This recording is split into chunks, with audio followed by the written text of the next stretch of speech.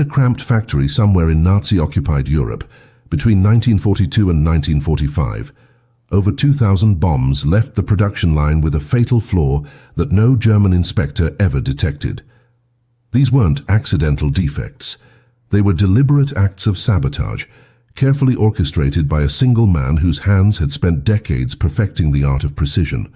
Heinrich Müller was a watchmaker by trade, a master of gears and springs, a craftsman who understood that sometimes the smallest adjustment could mean the difference between life and death.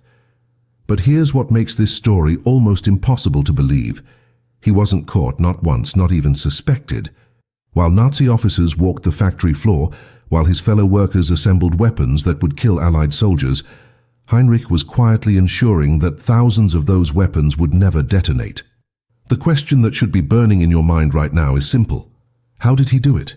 How does one man sabotage an entire weapons production facility under the watchful eyes of a regime that executed people for far less and walk away without leaving a trace?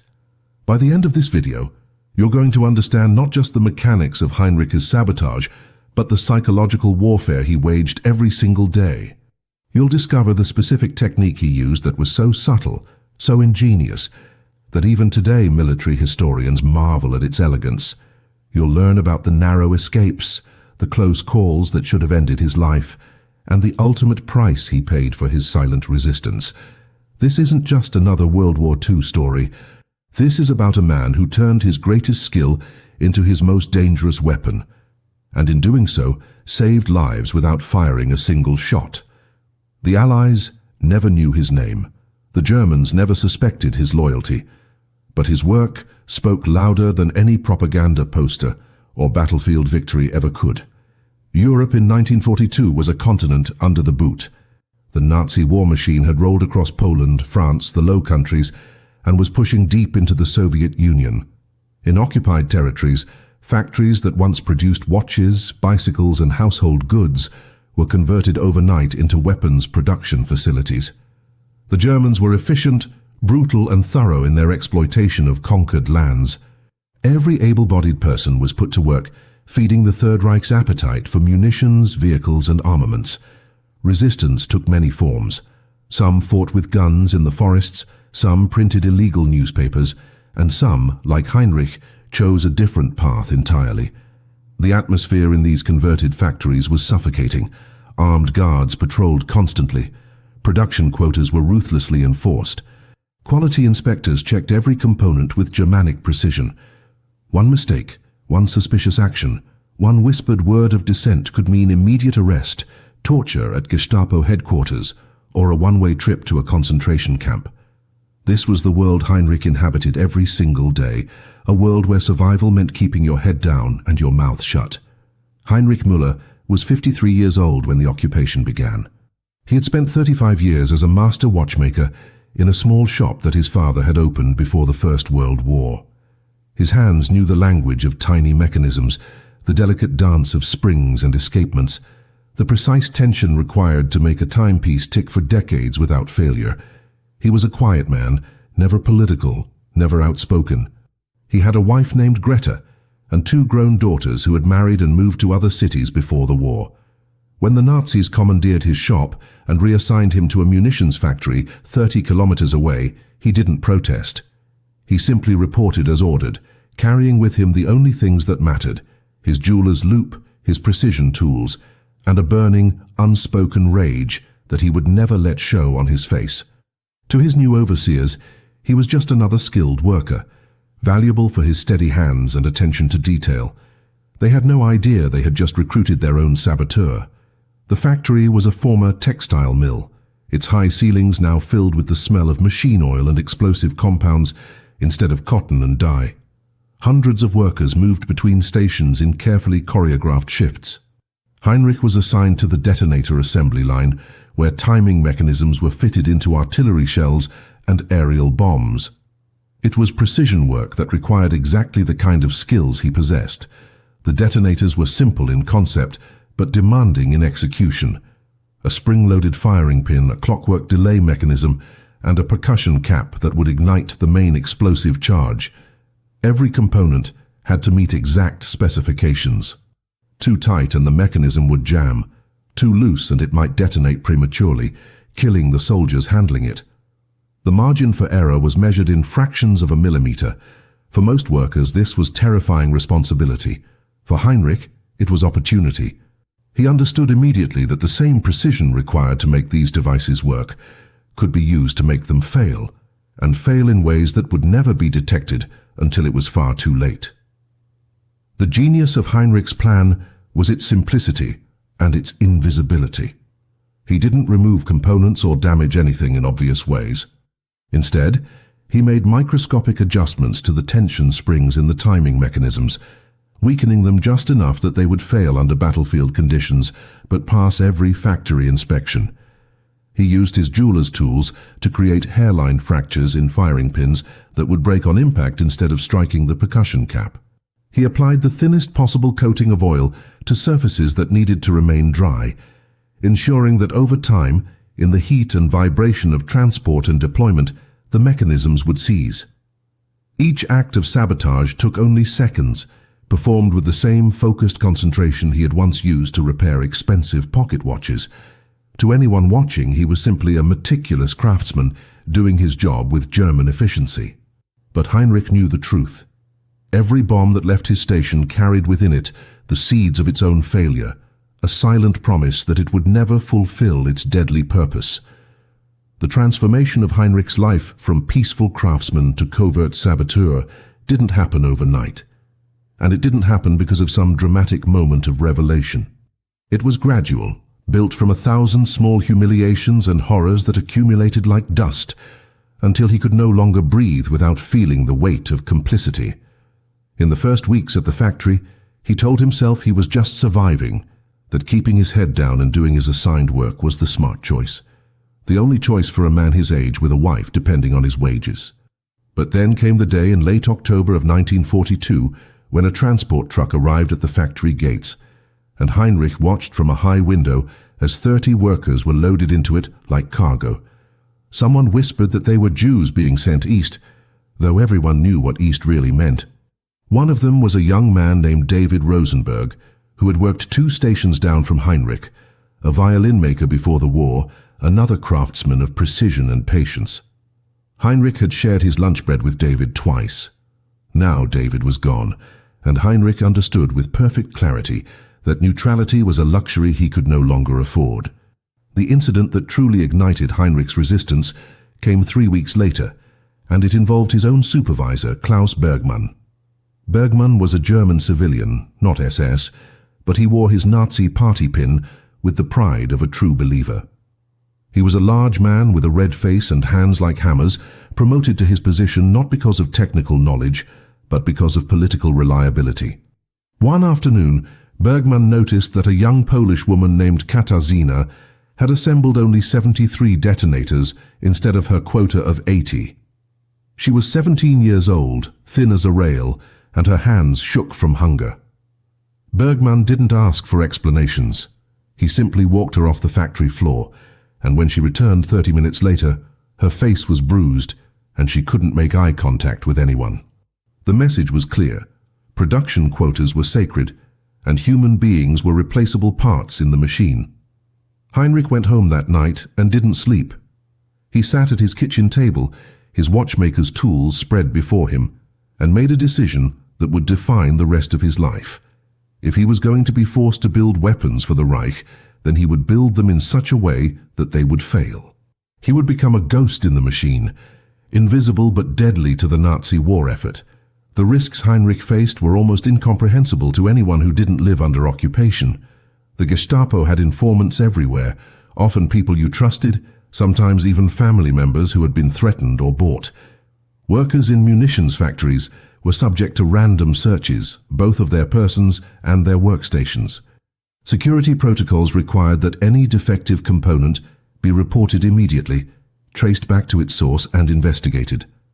The penalty for sabotage wasn't just death, it was torture first, to extract the names of accomplices, followed by public execution designed to terrorize others into compliance. Heinrich knew of a man in a neighboring factory who had been caught deliberately damaging rifle barrels. The Gestapo had hung him from a lamppost in the town square, and left his body there for 3 days. His wife and children were sent to a concentration camp. This was the context in which Heinrich operated, the suffocating reality that made every act of sabotage a potential death sentence. But Heinrich had advantages that others didn't. His age made him seem harmless, his skills made him valuable, and his quiet demeanor meant that no one paid him much attention. He was invisible in the way that competent older workers often are, trusted to do his job and left alone. The factory operated on a rigid schedule that Heinrich quickly memorized and exploited. Morning shift began at 6, with workers filing through security checkpoints, where guards checked lunch pails and occasionally performed random pat-downs. The detonator assembly line ran continuously, with quality inspections conducted every 2 hours by German technicians who tested sample units from each batch. These inspectors were thorough but predictable, always checking the same specifications: firing pin alignment, spring tension within acceptable ranges, and proper seating of percussion caps. Heinrich realized that the inspections were designed to catch gross manufacturing errors, not subtle sabotage. The tolerances were broad enough that he could work within them while still compromising functionality. He began to study the inspection patterns, noting which inspector worked which shift, how many samples they typically tested, and what they looked for. He discovered that the afternoon inspector, an older German engineer named Werner, had failing eyesight and relied heavily on mechanical gauges rather than visual inspection. This became Heinrich's primary window of opportunity. The actual technique Heinrich developed was a masterpiece of invisible destruction. For the spring mechanisms, he would use his precision tools to stretch the metal just beyond its elastic limit, a change measured in microns that was impossible to detect without specialized equipment the factory didn't possess. The spring would pass all tension tests because it was still within acceptable range, but the molecular structure of the metal had been compromised. Under battlefield conditions, with temperature variations, vibration from transport, and the shock of being fired from artillery, these weakened springs would fail catastrophically. For firing pins, he employed an even more elegant solution. He would create microscopic stress fractures using a technique he had learned from years of working with delicate watch components. By applying precise pressure at specific angles, he could introduce flaws that would only propagate under impact, causing the pin to shatter instead of strike. The detonators would function perfectly in testing, pass every inspection, be loaded into bombs and shells, shipped to the front lines, and only then, when German soldiers needed them most, would they reveal their fatal flaw. It was sabotage with a time delay, and it was virtually undetectable. Heinrich's double life required a level of psychological discipline that would have broken most men within weeks.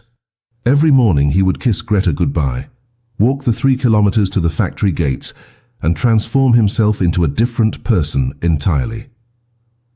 The Heinrich who entered that facility was subservient, efficient, and utterly unremarkable. He laughed at Klaus Bergmann's crude jokes. He nodded respectfully when German officers toured the production floor.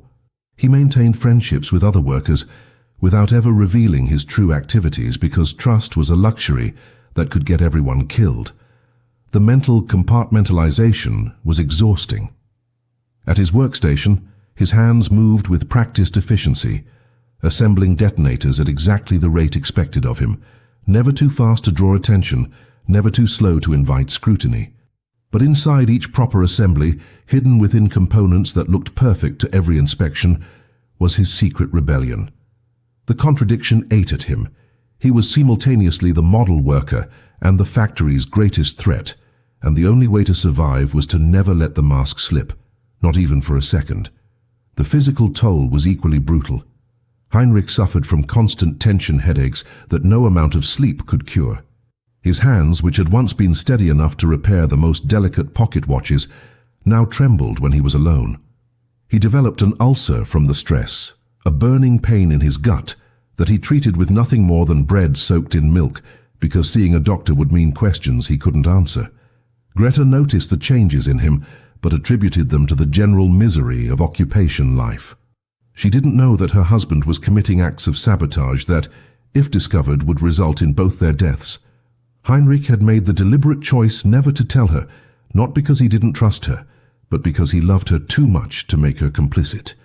If the Gestapo ever came, he wanted her to be able to truthfully say she knew nothing. This isolation, this inability to share the burden with the person closest to him, was perhaps the cruelest aspect of his resistance. He carried the weight of his actions entirely alone, and it was crushing him slowly, day by day, detonator by detonator. The scope of Heinrich's sabotage expanded gradually as his confidence grew and his techniques became more refined. In the first month, he compromised perhaps 20 or 30 detonators, working cautiously, testing the limits of what he could accomplish without detection. But as weeks turned into months and no alarms were raised, no investigations launched, he became bolder. By the spring of 1943, he was sabotaging virtually every detonator that passed through his hands, sometimes as many as 15 or 20 per shift. The mathematics of his resistance was staggering. If he worked 5 days a week and compromised an average of 12 detonators per day, that meant 60 per week, roughly 240 per month, nearly 3,000 per year. Over the course of 2.5 years, the numbers climbed into the thousands. Each sabotage detonator represented a bomb that wouldn't explode, an artillery shell that wouldn't detonate, ordnance that would fail at the crucial moment when German forces needed it. Heinrich had no way of knowing the impact of his work, no intelligence reports or battlefield assessments, but he understood the basic logic. Every weapon he rendered useless was a weapon that couldn't kill Allied soldiers, couldn't destroy cities, couldn't extend the war. He was fighting the Third Reich with fractions of millimeters and microns of metal fatigue, and he was winning his small, invisible war. The close calls were inevitable and terrifying. The first serious scare came in April of 1943, when a batch of artillery shells failed during a training exercise somewhere on the Eastern Front. The failure rate was noticed, and an investigation was ordered. For 2 weeks, the factory was paralyzed by inspections. Gestapo officers interviewed workers, examined production records, and subjected random detonators to destructive testing. Heinrich continued working with his usual efficiency, showing no sign of concern, while inside his chest, his heart hammered against his ribs like it was trying to escape. The investigation ultimately blamed the failures on a batch of substandard springs from a supplier, and the supplier was punished, while Heinrich remained untouched. But the experience taught him that he was never truly safe, that every day could be the day his luck ran out. Another close call came when Klaus Bergmann, in a rare moment of actual supervision, stood directly behind Heinrich for nearly 15 minutes, watching him work. Heinrich's hands remained perfectly steady as he assembled detonators with textbook precision, even as sweat ran down his spine. Bergmann eventually walked away satisfied, never knowing that the detonator Heinrich had just completed was already fatally compromised. The psychological strategy that kept Heinrich alive was his absolute commitment to appearing ordinary. He never spoke about politics, never voiced opinions about the war, never did anything that might mark him as either a fervent Nazi supporter or a potential dissident. He existed in a carefully maintained neutral zone, the kind of person who draws no attention because there's nothing interesting about them. He was old, reliable, skilled, and boring. When other workers whispered about Allied victories or German defeats, Heinrich said nothing. When propaganda posters went up celebrating Nazi achievements, he nodded along with everyone else. When air raid sirens sent everyone to shelters, he followed procedures exactly. This performance of normalcy was its own form of resistance, a protective camouflage that allowed him to continue his real work. Heinrich understood that heroes in wartime don't announce themselves, don't seek recognition or glory. They simply do what must be done in silence and shadow, and pray they survive long enough to see the world they're fighting for. Every night when he returned home to Greta, he was one day closer to liberation and one day closer to discovery, walking a tightrope suspended over an abyss with nothing but his wits and his watchmaker's precision to keep him balanced. By the summer of 1943, Heinrich had developed his sabotage into something approaching an art form, with multiple techniques he could deploy depending on the specific type of detonator being assembled. For impact fuses used in artillery shells, he would manipulate the firing pin's striking surface, creating microscopic irregularities that reduced the force of impact just enough to prevent reliable ignition. For timed fuses in aerial bombs, he would subtly alter the escapement mechanism in the clockwork delay, introducing friction points that would cause the timing to fail unpredictably. His most ingenious innovation involved the percussion caps themselves. Using a technique borrowed from his watchmaking days, he would apply the faintest trace of oil to the primer compound, an amount so small it was invisible to the naked eye and wouldn't prevent the cap from passing inspection tests. But over time, during storage and transport, that oil would migrate and contaminate the explosive material, rendering it inert when the moment of truth arrived. Each method had been carefully tested in his mind, refined through observation, and executed with the same meticulous attention to detail he had once reserved for repairing heirloom timepieces. Heinrich wasn't just sabotaging weapons, he was engineering failure with the precision of a master craftsman, and every successful detonator that left his hands was actually a monument to his invisible rebellion. The factory itself had become a strange kind of theater, where everyone played their assigned roles, while hidden dramas unfolded beneath the surface. Workers shuffled between stations, faces blank with exhaustion and fear, going through motions that had become mechanical and mindless. The German supervisors strutted with authority they exercised arbitrarily, sometimes benevolent, often cruel, always unpredictable. The armed guards watched everything with bored vigilance, ready to respond to infractions with violence, but rarely attentive enough to notice what actually mattered. And Heinrich moved through this landscape like a ghost, his presence so familiar it had become invisible. He had learned to read the rhythms of the factory the way he once read the tick of a watch, understanding when attention was focused elsewhere, when inspectors were rushing to meet quotas, when guards were changing shifts and creating brief windows of opportunity.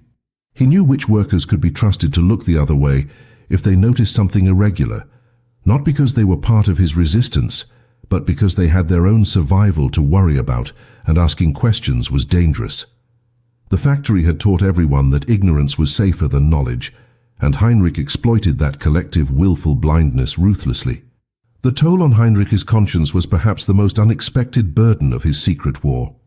At night, lying beside Greta while she slept, he would replay the day's work in his mind and confront uncomfortable questions that had no easy answers.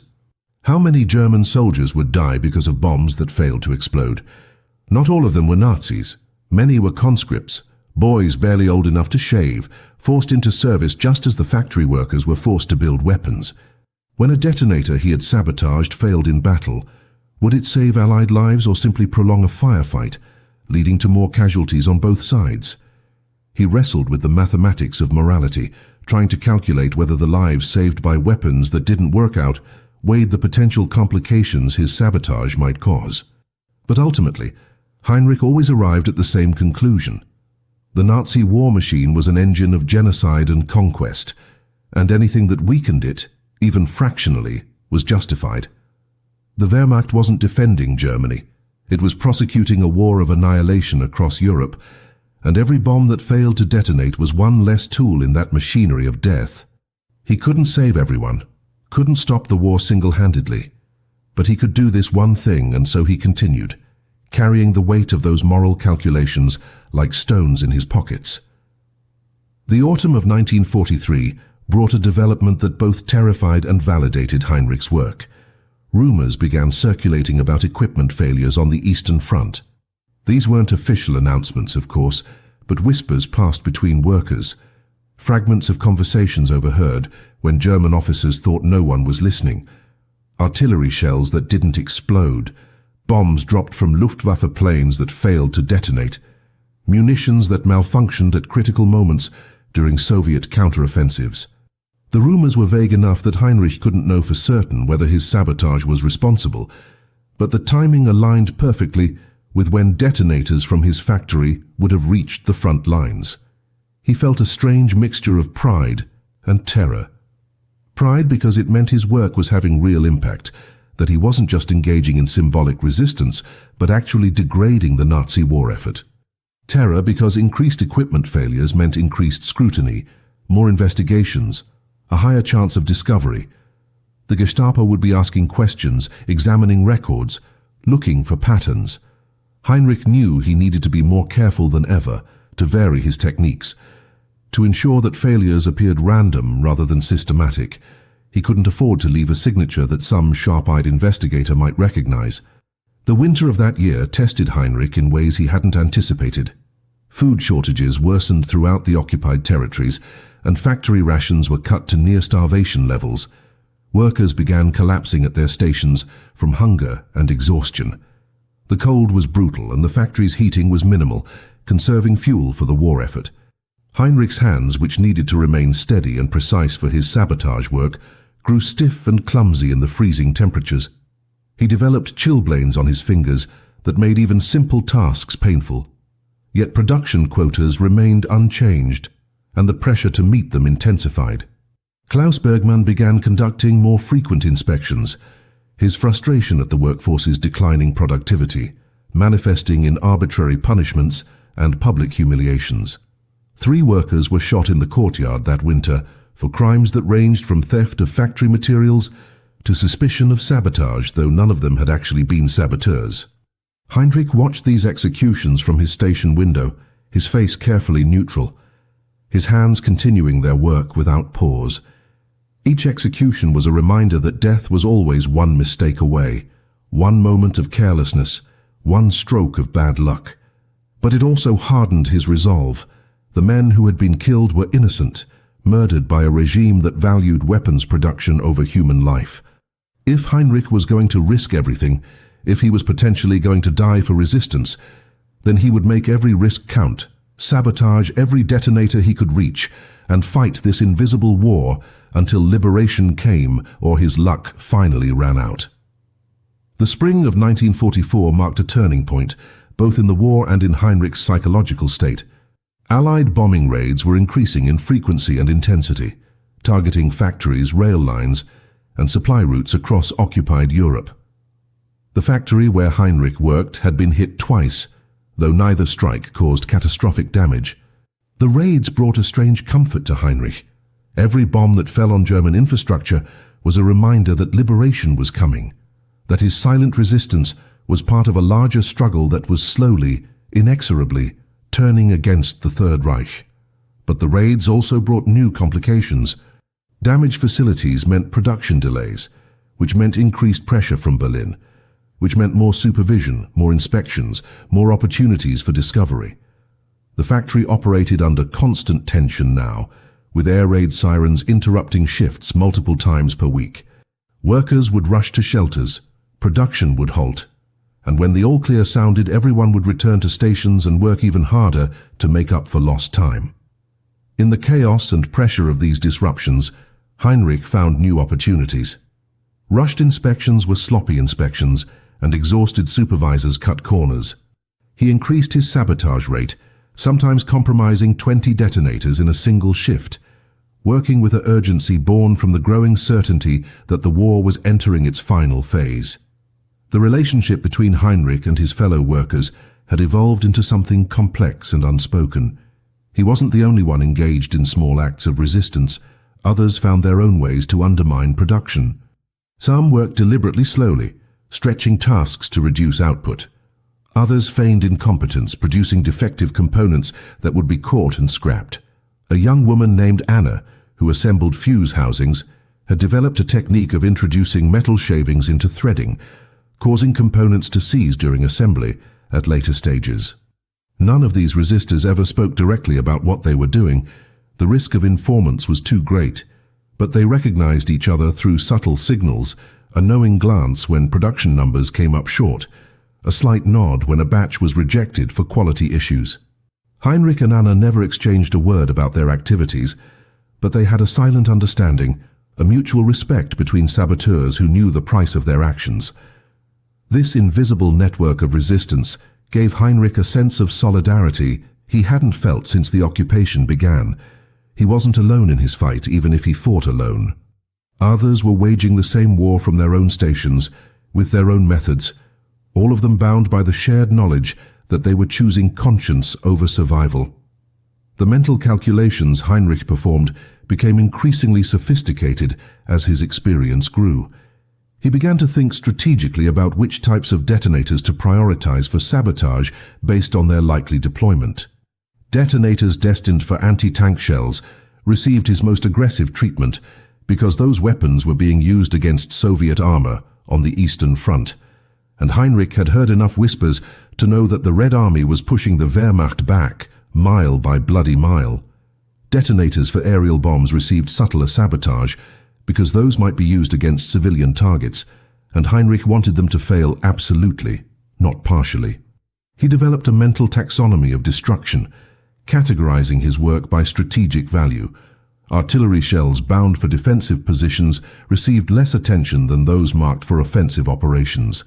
It was all guesswork, based on incomplete information and overheard fragments of conversation, but Heinrich felt compelled to make these distinctions. If he was going to spend his life on this work, if he was going to risk everything, then he wanted to maximize the impact. Every choice mattered, every detonator was a decision, and Heinrich approached each one with the same thoughtful consideration he had once brought to restoring antique timepieces. The personal cost of Heinrich's resistance had become undeniable by the summer of 1944. He had aged a decade in 2 years, his hair gone completely white, his face carved with lines of stress and sleepless nights. The ulcer had worsened to the point where he could barely eat solid food, surviving on thin soups and bread. His hands, despite the continued precision of his work, ached constantly from the strain of manipulating tiny components in cold conditions. Greta had stopped asking questions about his health because his answers were always the same evasions, but her worried eyes followed him around their small apartment. She knew something was wrong beyond the general misery of occupation, but Heinrich's silence was impenetrable. The isolation was perhaps the worst of it.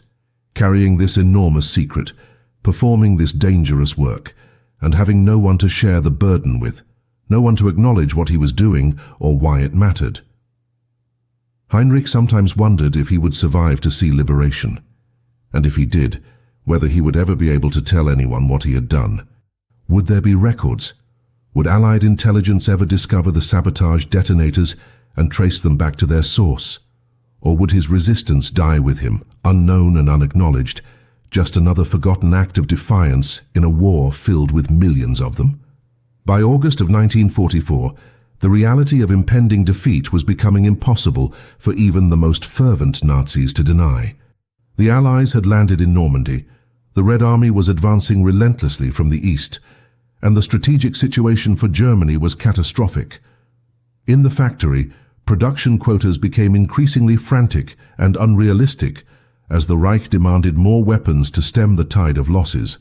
Klaus Bergmann, sensing the approaching end of Nazi power, became erratic and dangerous, lashing out at workers with sudden violence as if brutality could somehow reverse the course of history. Heinrich watched this deterioration with grim satisfaction tempered by fear. The endgame was approaching, but cornered animals were the most dangerous, and a collapsing regime might lash out in final desperate purges. Heinrich needed to survive just a little longer, to maintain his cover through these final chaotic months, to see the liberation he had been working toward. The detonators continued to flow through his hands, and his sabotage continued unabated, but now every day felt like a countdown, every shift a gamble that his luck would hold for just one more sunrise, one more act of resistance, one more small victory in his invisible war against the machine that had consumed his world. The autumn of 1944 brought a new and unexpected danger that threatened everything Heinrich had built. The factory received a visit from a special SS technical inspection unit, elite engineers, whose sole purpose was to investigate the increasing reports of munitions failures across multiple fronts. These weren't the regular inspectors who checked samples and signed off on production quotas.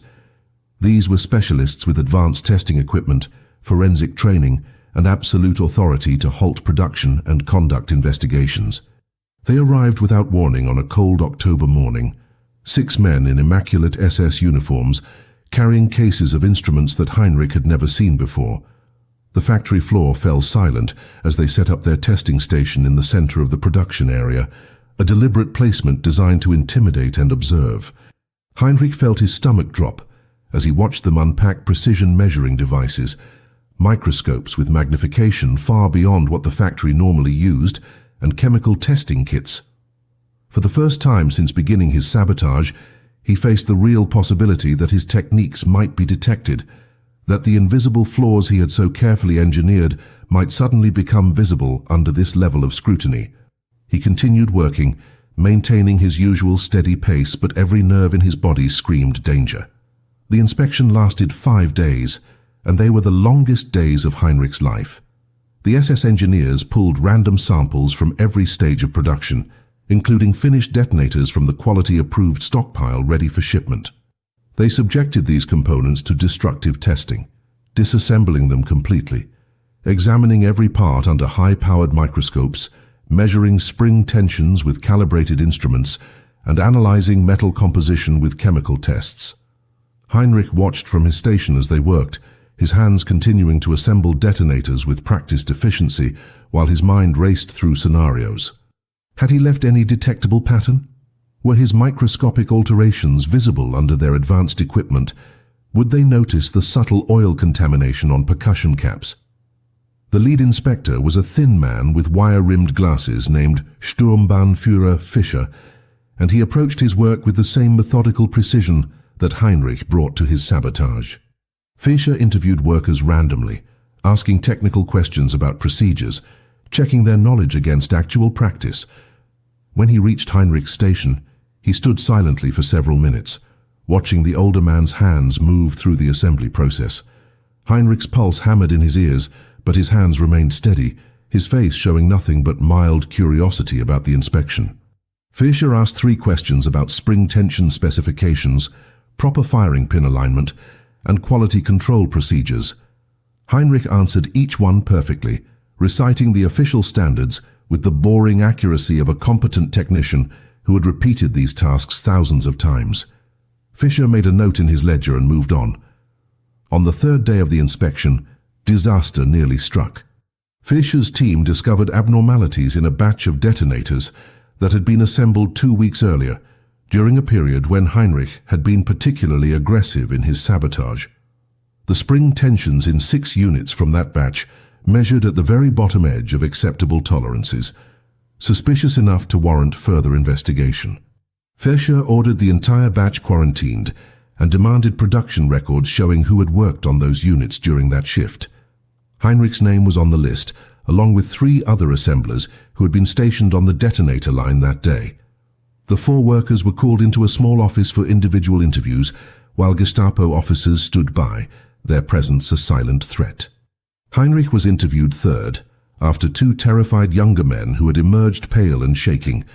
When his turn came, he entered the office with the shuffling gait of a tired old man, his expression showing nothing but weary compliance. Fischer sat behind a desk, Heinrich's personnel file open in front of him, and asked about the specific shift in question. Heinrich explained that he remembered the day because there had been an air raid warning that had disrupted production, forcing them to evacuate mid-shift and return to stations in a hurry. The rushed conditions, he suggested carefully, might have led to less careful spring tension calibration across all 4 assemblers' work. It was a plausible explanation, one that spread potential blame rather than concentrating it, and Fischer seemed to accept it. After 20 minutes of questions, Heinrich was dismissed with a warning about maintaining standards regardless of conditions.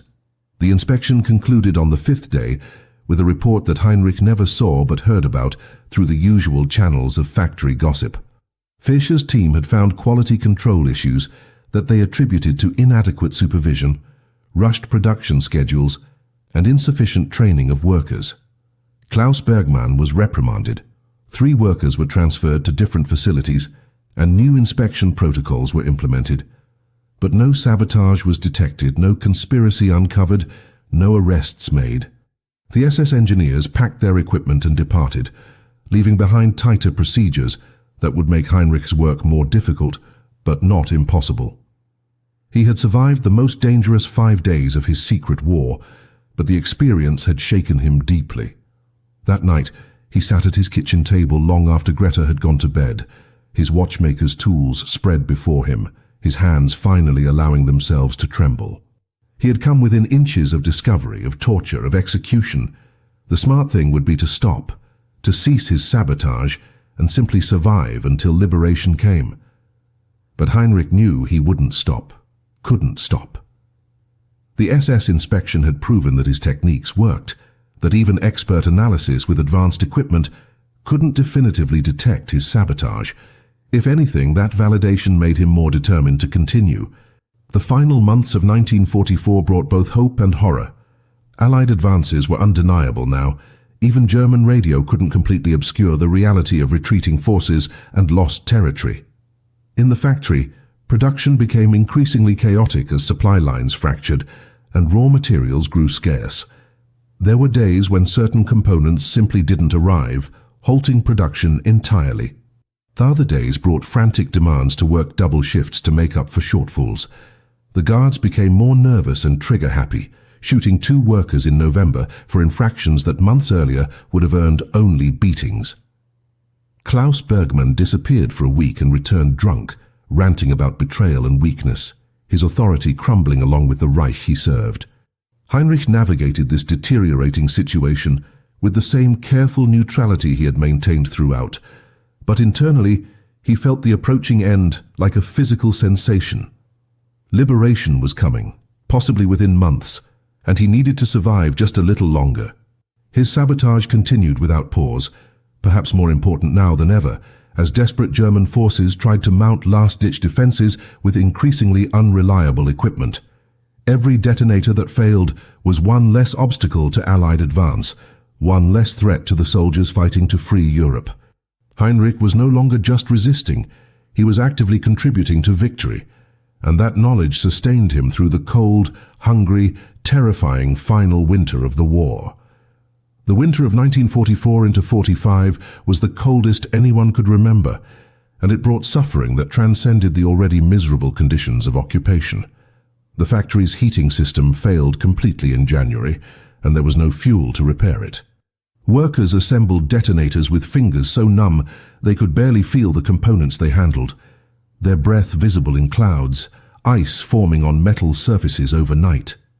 Heinrich's arthritis, which had been manageable before, now flared with savage intensity, turning every movement of his hands into an exercise in controlled agony. Yet this physical torment became, perversely, an advantage for his sabotage. The other workers' frozen, clumsy hands produced naturally defective work at an increased rate, providing cover for Heinrich's deliberate flaws. Quality control inspectors, themselves freezing and miserable, rushed through checks just to get back to whatever meager warmth they could find. Production numbers fell across the board, and in the chaos of systemic failure, Heinrich's systematic sabotage became even more invisible. He pushed himself harder than ever, working through pain that would have sent him home in peacetime, because he understood that these final months were critical. The Wehrmacht was making its last desperate stands. The Battle of the Bulge had just been fought in the Ardennes, and every weapon that failed now might be the difference between a successful Allied advance and a stalled offensive that would prolong the war. By February of 1945, the factory itself was falling apart in ways that mirrored the collapse of the Third Reich.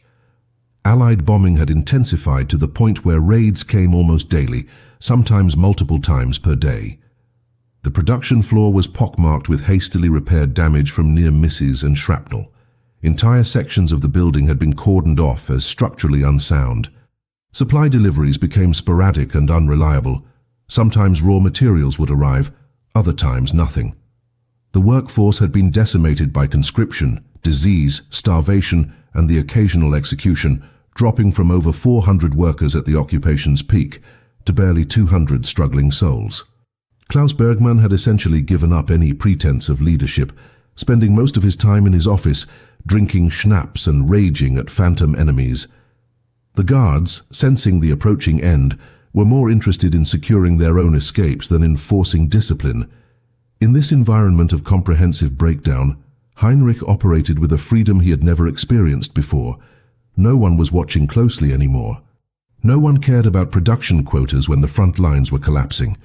He sabotaged openly now, not even bothering with his most subtle techniques, sometimes simply omitting critical components entirely, knowing that inspections had become purely performative gestures. The moment Heinrich had been working toward, the climax of his invisible war, came not as a single dramatic event, but as a cascading series of confirmations that his work had mattered. In early March, a German officer visiting the factory let slip during a tirade about incompetence that an entire artillery battery on the Eastern Front had reported catastrophic ammunition failure rates exceeding 40% during a critical engagement near the Oder River. The officer was drunk and angry, blaming factory workers for the military's defeats, but Heinrich heard the numbers and felt something close to joy. 40%. That meant nearly half the shells fired hadn't detonated, hadn't killed Soviet soldiers, hadn't stopped the Red Army's advance. Later that same week, an SS logistics officer conducting an inventory audit discovered that detonators from Heinrich's factory, tracked by batch numbers, had been associated with unusually high failure rates across multiple theaters of operation. The officer launched a cursory investigation, but by this point in March of 1945, with Soviet forces less than 100 kilometers away and American forces approaching from the west, no one had the resources or the will to pursue it seriously. The audit was filed and forgotten, but Heinrich knew his sabotage had worked. Thousands of Nazi weapons had failed because of him. Lives had been saved. Advances had succeeded where they might have been repelled. He had fought his war with micrometers and microscopic flaws, and he had won. The final weeks before liberation were surreal and terrifying in equal measure. The factory continued operating on pure inertia, producing detonators that would likely never be used because the Wehrmacht was retreating on all fronts and supply lines had disintegrated. Workers showed up not because they feared punishment, but because there was nowhere else to go and the factory provided minimal rations. That meant the difference between slow starvation and rapid starvation. Heinrich continued his sabotage out of habit and principle, even though he knew these detonators would probably sit in warehouses until they were captured by Allied forces. Klaus Bergmann disappeared entirely in mid-April, presumably fleeing ahead of the Soviet advance, and no one replaced him. The guards drifted away in ones and twos, abandoning their posts to save themselves. On April 20th, air raid sirens wailed for the final time, but no bombers came. Instead, the distant rumble of artillery could be heard, growing steadily louder. Workers gathered in small groups, whispering about what would happen when Soviet or American troops arrived. Would they be treated as collaborators for having worked in a munitions factory? Would the liberators understand that they had been slaves, not volunteers? Heinrich said nothing during these discussions, but privately he wondered if his sabotage would ever be discovered, if anyone would ever know what he had done. Liberation came on April 23, 1945, when Soviet tanks rolled into the industrial district where the factory stood. The remaining workers, fewer than 100 by that point, emerged from the building with raised hands, expecting either execution or imprisonment. Instead, they were processed by Red Army officers who seemed more interested in securing the facility than in punishing its workers. Heinrich was questioned briefly through a translator, gave his name and occupation, and was told to go home. He walked out of the factory gates for the last time, his precious watchmaker's tools wrapped in cloth and tucked under his arm, and made his way through rubble-strewn streets toward the apartment where Greta waited. The war in Europe would officially end in 2 weeks, but for Heinrich, it ended that day as he crossed the threshold of his home and allowed himself, finally, to believe that he had survived. He had sabotaged thousands of Nazi detonators, had waged a secret war that no one knew about, had risked everything for a cause that would likely never be acknowledged. And he had won. Not in the grand public way that soldiers win wars, but in the quiet, invisible way that resistance operates in the shadows. The Third Reich was defeated, and Heinrich Müller, master watchmaker and unknown saboteur, had played his small but crucial part in that defeat. The immediate aftermath of liberation was nothing like the jubilant scenes Heinrich had imagined during the darkest days of occupation. There were no parades, no celebrations, no sense of triumph. Instead, there was only exhaustion, hunger, and the enormous task of surviving in a city that had been bombed into near oblivion. The apartment Heinrich shared with Greta had survived structurally, but there was no electricity, no running water, and no food beyond what they had managed to hide during the final chaotic weeks. The Soviet occupiers were liberators, yes, But they were also conquerors with their own agenda, and the transition from Nazi rule to Soviet military administration was jarring and often violent. Heinrich kept his head down, as he had learned to do so well during the occupation, and focused on the immediate concerns of finding food, repairing damage to their home, and simply making it through each day. He said nothing to anyone about his sabotage work. The Soviet officers conducting interviews seemed uninterested in the details of factory operations, and Heinrich saw no benefit in revealing what he had done. His resistance had been personal, necessary for his own conscience, but he had no desire for recognition or potential complications that might arise from admitting to systematic sabotage of military production. The physical toll of Heinrich's secret war became fully apparent in the months following liberation. Without the adrenaline of constant danger and the driving purpose of his sabotage, his body simply collapsed. The ulcer that he had ignored for years perforated in June, requiring emergency surgery at a barely functioning hospital where medical supplies were scarce and conditions were medieval. He spent 3 weeks recovering, delirious with fever for much of it, and emerged from the experience 20 pounds lighter and looking like a ghost. The arthritis in his hands, exacerbated by years of precision work in freezing conditions, had progressed to the point where his fingers were permanently curled and painful. The irony was cruel. He had spent decades as a master watchmaker, then years using those same skills to sabotage weapons, and now his hands were too damaged to do either.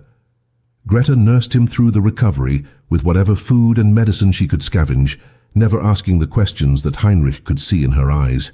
She knew on some level that her husband had done something during the war years beyond simple survival, something that had cost him his health and nearly his life. But she respected his silence, understanding that some burdens were too heavy to share, even with those we love most. The revelation of the full scope of Nazi atrocities came gradually through newspapers, radio broadcasts, and the testimonies of survivors who began returning from concentration camps. Heinrich had known the regime was evil. That knowledge had driven his resistance.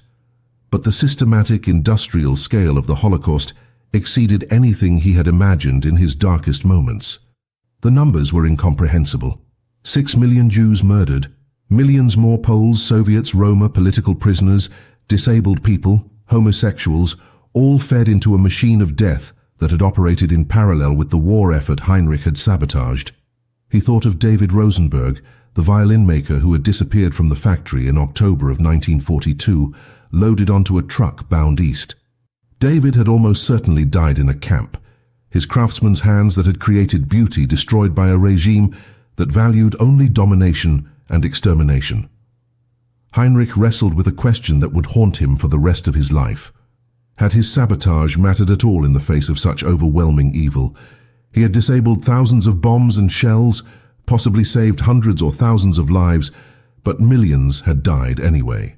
Was his resistance meaningful or merely symbolic? A personal act of defiance that changed nothing in the grand calculus of the war? By the winter of 1945 into 46, a new normal began to emerge in the shattered landscape of post-war Europe. Heinrich, unable to return to watchmaking due to his damaged hands, found work doing simple repairs and maintenance at a local school that the Soviet administration was trying to reopen. The pay was minimal, but it was honest work that didn't involve weapons or deception, and that meant something to him. He and Greta survived on rations, bartered goods, and the occasional package from Greta's sister, who lived in a rural area less devastated by the fighting. Life was hard, often miserable, but it was life without the constant terror of discovery and execution, and that alone felt like a luxury. Heinrich never spoke about his sabotage, not to Greta, not to neighbors, not to anyone. The factory where he had worked had been partially dismantled by Soviet forces, its equipment shipped east as war reparations, and the building itself stood empty and broken, a monument to a regime that had collapsed. Sometimes Heinrich would walk past it during his commute to the school, and he would pause, looking at the windows where he had once stood assembling detonators with deliberate flaws, and he would allow himself a moment of quiet satisfaction. He had survived. He had resisted. And somewhere in battlefields across Europe, his invisible work had made a difference. The question of whether Heinrich's sabotage would ever be discovered or acknowledged remained unanswered for years. No Allied intelligence service came looking for him. No investigation traced the pattern of detonator failures back to their source. The chaos of the war's end, the millions of displaced people, the enormous task of processing war crimes and reconstructing shattered societies meant that one old watchmaker's secret resistance simply disappeared into the noise of history. Heinrich made peace with that anonymity. He had never sought recognition. He had only sought to do what was right when confronted with absolute evil. Whether history remembered him or not was irrelevant to the moral necessity of his actions. He had seen what needed to be done, had possessed the skills to do it, and had accepted the risks. That was enough. The only record of his work existed in his own memory, in the microscopic flaws he had engineered into thousands of detonators, and in the lives of soldiers who never knew they had been saved by an old man's steady hands and unwavering conscience. It was a legacy invisible to everyone, including those it had benefited, but Heinrich carried it with quiet pride through the difficult years of reconstruction that followed the war's end.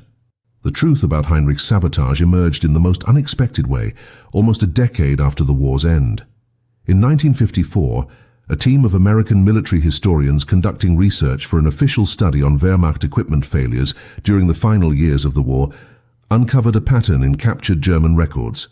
Specific batches of detonators, traced through meticulous Nazi documentation that had survived the chaos of collapse, showed failure rates that were statistically impossible to explain through normal manufacturing defects or material shortages. The pattern was too consistent, too systematic, and too geographically concentrated in munitions produced at a specific factory in occupied territory.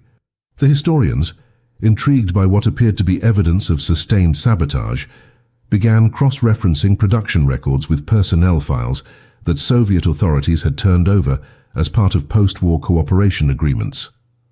Heinrich's name appeared repeatedly in shift schedules, corresponding to the batches with the highest failure rates. An American researcher named Captain Robert Morrison, working with a translator, arrived at Heinrich's apartment on a grey afternoon in March, presenting credentials and asking politely if they could speak about his wartime work. Heinrich, now 65 years old and in declining health, sat across from Morrison in his small kitchen and, for the first time since the war ended, told someone what he had done. The interview lasted 6 hours over 2 days, with Morrison taking detailed notes, while Heinrich described his techniques, his motivations, and the psychological burden of maintaining his secret for so long.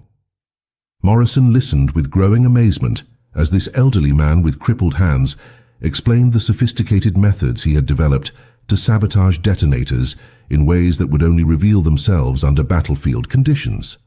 Heinrich showed Morrison his old watchmaker's tools, explained the physics of spring fatigue and firing pin stress fractures, and provided technical details that Morrison's team would later verify against analysis of recovered munitions. Morrison asked if Heinrich had kept any records, any documentation of his work, and Heinrich laughed bitterly. Records would have been a death sentence. Everything had existed only in his memory and his hands.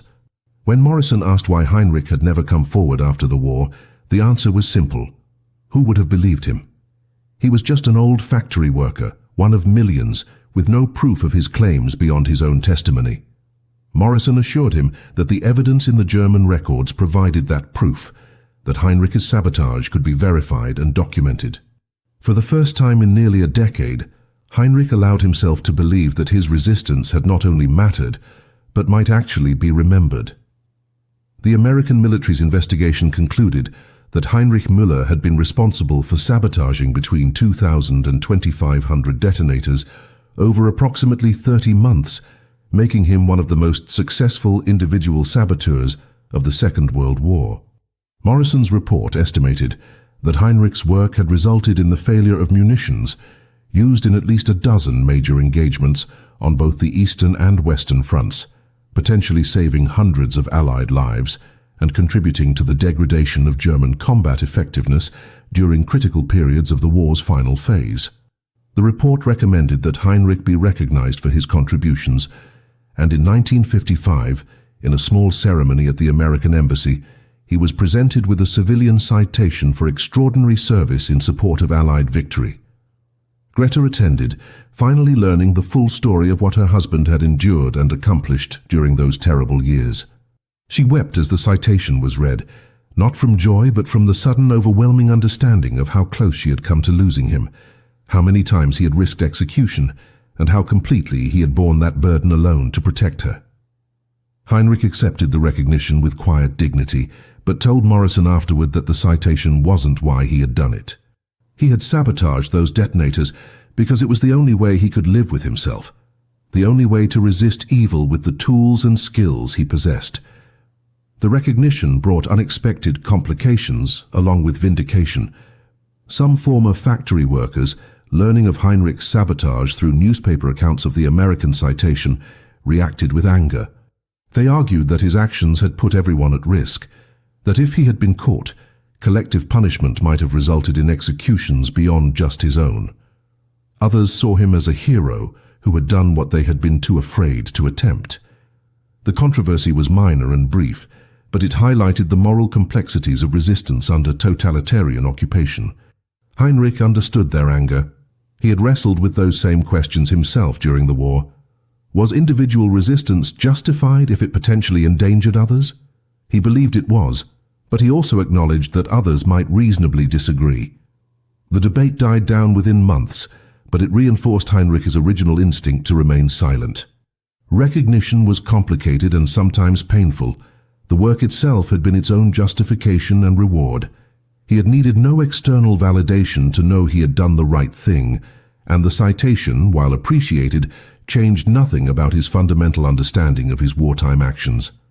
Heinrich Müller lived for another 8 years after receiving the American citation, passing away in 1963 at the age of 74. His death certificate listed the cause as heart failure, but Greta knew the truth was more complex. He had died from the accumulated toll of years spent under unbearable stress, physical deprivation, and the permanent damage to his body from wartime hardships. In his final years, he had become something of a local figure.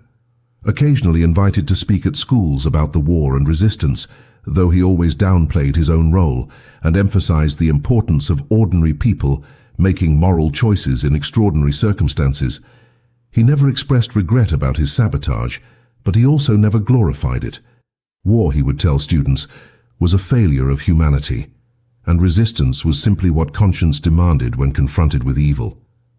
His funeral was modest, attended by Greta, their daughters and grandchildren, a few neighbors, and Captain Morrison, who had stayed in touch and traveled from the United States to pay his respects. Heinrich was buried in a small cemetery with a simple headstone that listed his name, dates, and occupation, Watchmaker. There was no mention of sabotage, no reference to the war, nothing to indicate that this quiet man had waged his own invisible campaign against the Third Reich. But those who knew the truth understood that beneath that simple word Watchmaker lay a story of extraordinary courage, technical brilliance, and moral clarity in the darkest of times. Heinrich Müller's story forces us to confront uncomfortable questions about heroism, morality, and the nature of resistance that remain relevant decades after his death. We live in an age where we lionize dramatic acts of defiance, where we celebrate resistance that announces itself with flags and speeches and public declarations. But Heinrich's war was nothing like that. His resistance was invisible, technical, sustained over years in complete isolation, with no expectation of recognition and every expectation of execution if discovered. He saved lives without ever meeting the people he saved. He fought battles that left no visible scars on landscapes or monuments in town squares. His weapon was precision, his ammunition was patience, and his battlefield was a workbench in a freezing factory where one wrong move, one moment of carelessness, one stroke of bad luck would have ended not just his resistance but his life. This kind of heroism doesn't fit our comfortable narratives about war. It's messy, morally complex, and profoundly lonely. Heinrich never got to see enemy soldiers surrender because of his actions. He never received battlefield reports confirming his impact. He simply went to work each day, performed acts of sabotage that might or might not matter, and went home to pretend everything was normal. That takes a kind of courage that's harder to comprehend than charging a machine gun nest, because it requires sustaining moral conviction in complete darkness, with no validation, no support, and no certainty of success. The question I want you to sit with is this: what would you have done in Heinrich's position? It's easy to say from the comfort of peace that you would have resisted, that you would have fought back against evil. But the reality Heinrich faced was infinitely more complicated. Resistance meant risking not just your own life, but potentially the lives of everyone around you. It meant carrying a secret so dangerous that you couldn't share it even with your spouse. It meant watching innocent people executed while you continued your hidden work, knowing that discovery would add your name to that list. It meant wrestling every single day with the calculation of whether your actions actually mattered in the face of industrial-scale genocide and continental war. Most people, faced with those odds and that isolation, would choose survival over resistance. There's no shame in that. It's simply human nature to prioritize staying alive. But Heinrich chose differently, and that choice is worth examining, not to judge ourselves against it, but to understand what drives certain individuals to accept unbearable risks for principles that offer no personal benefit. He gained nothing from his sabotage except the ability to live with his conscience, and he paid for that with his health, his peace of mind, and decades of silence about the most significant thing he ever did. The broader significance of Heinrich's story lies in what it tells us about the actual mechanics of resistance under totalitarian regimes. We tend to romanticize resistance movements, imagining networks of brave fighters coordinating operations and supporting each other. Some resistance did work that way, but much of it looked like Heinrich, isolated individuals making quiet choices to undermine the system in whatever small ways their positions allowed. The factory worker who assembled components incorrectly, the clerk who misfiled documents, the train conductor who delayed shipments, the accountant who introduced errors into logistics records. None of these acts were dramatic, none generated headlines or medals, but cumulatively they degraded the Nazi war machine in ways that are impossible to quantify but undeniably real. Heinrich's sabotage of 2,000+ detonators was quantifiable because American researchers found the pattern in captured records. But how many other acts of quiet resistance went completely undocumented, unknown even to the people who benefited from them? The real lesson here isn't that we should all aspire to be like Heinrich, though his courage deserves respect.